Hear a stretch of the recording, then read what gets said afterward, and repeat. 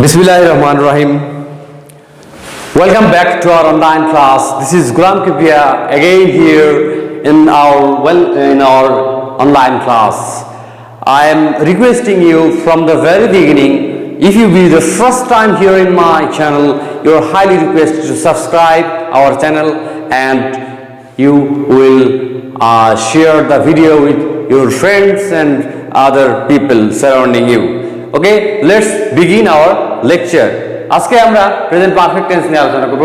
Present perfect tense হচ্ছে বর্তমান কালে কোনো কাজ শুরু হয়ে শেষ হয়ে গেছে এরকম যখন বোঝায় তখন প্রেজেন্ট পারফেক্ট টেন্স হয়। আর প্রেজেন্ট পারফেক্ট টেন্স এর এখানে প্রেজেন্ট মানে বর্তমান, পারফেক্ট মানে হচ্ছে কোনো কাজ পারফেক্ট বলা হয় যখন কোনো কাজ শেষ হয়ে যায় এবং কাজটা সুন্দরভাবে শেষ হয় তখনই পারফেক্ট হয়। কোনো কাজ যদি খুব বেশি আগে শেষ হয়ে যায় তাহলে কিন্তু সেটা আর পারফেক্ট থাকে না। অতএব পারফেক্ট বলা হয় যে কাজটা পারফেক্ট, মানে কাজটা সুন্দর হয়েছে, মানে কিছুক্ষণ আগে কাজটা শেষ হয়েছে এরকম বোঝায়।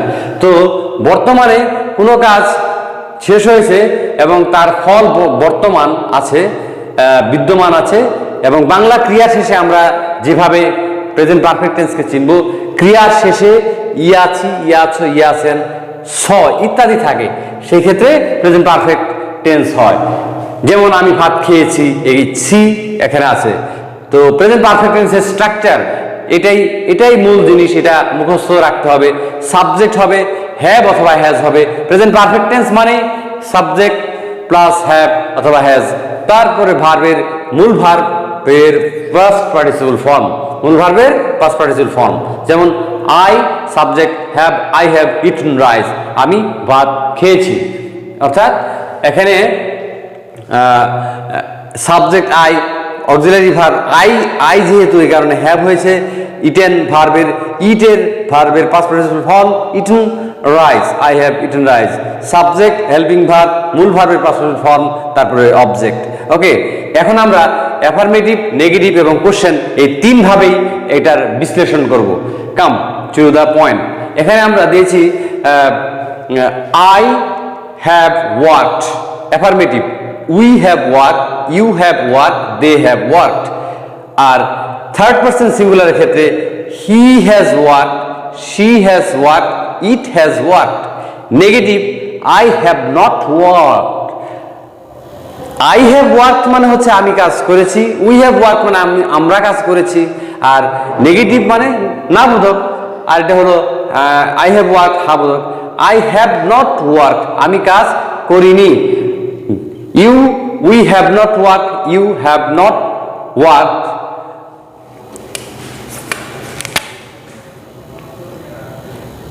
এখানে কে ইডি।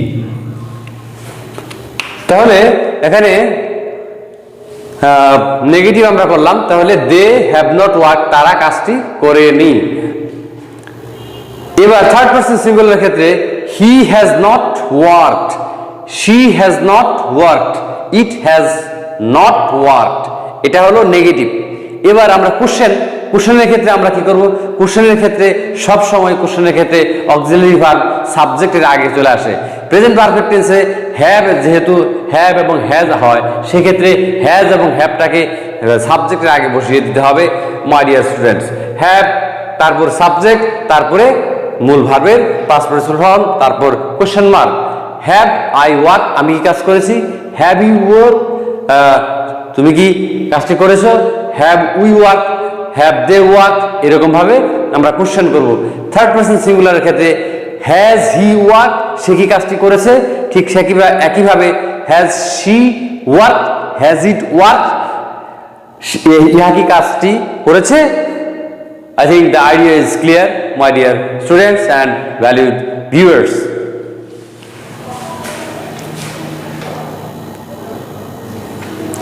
তারপর দেখো মাই ডিয়ার স্টুডেন্টস, আমরা প্রেজেন্ট পারফেক্ট টেন্সের আলোকে আমরা কিছু ট্রান্সলেশন করব, কোশ্চেন সহ, নেগেটিভ সহ আর কি। আচ্ছা, আমরা বলবো, লিখেছি এই মাত্র সে ভাত খাইয়াছে, এই মাত্র যখন হয় he has just eaten rice. আমরা প্রেজেন্ট পারফেক্ট টেন্সে আমরা জাস্ট ব্যবহার করি, তারপরে তারা ইতিমধ্যে কাজটি করিয়াছে। ইতিমধ্যে হলে they have already done the work, already they have already done the work, অথবা already they have done the work, they have already done the work, দুটাই চলে। সে এখানে 5 বছর ধরে আছে, মানে সে এখানে 5 বছর ধরে থাকে। He has been here for 5 years, he has been here for 5 years। এখানে he has he third person সিঙ্গুলারের কারণে হ্যাজ হয়েছে। এখানে হ্যাজের পর ভার্বের ভার্বের পাস্ট পার্টিসিপল ফর্ম, বি ভার্বের পাস্ট পার্টিসিপল ফর্ম আমরা পূর্বের ক্লাসে এই বিষয় নিয়ে বি ভার্বের বিস্তারিত ব্যাখ্যা করেছি। বি ভার্বের পাস্ট পার্টিসিপল ফর্ম হচ্ছে been. He has been here for 5 years। তারপর জুন থেকে সে এখানে কাজ করছে, মানে জুন মাস থেকে। He has worked here since June.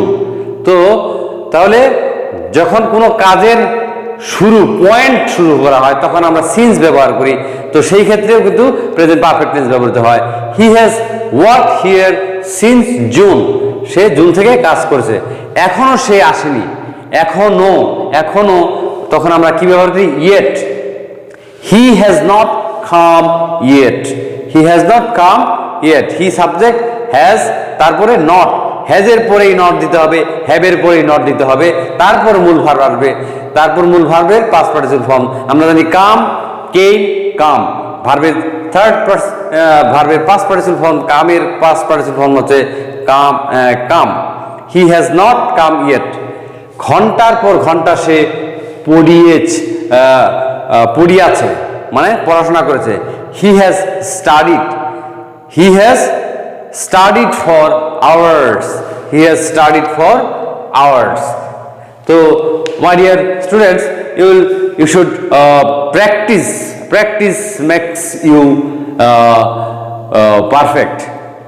তো ঘন্টার পর ঘন্টা সে পড়ে আছে। হি হ্যাজ স্টাডিড, এখানে রিড না স্টাডি আমরা দিয়েছি। স্টাডি মানে অধ্যয়ন করা, ওকে, STUDIED, studied for hours।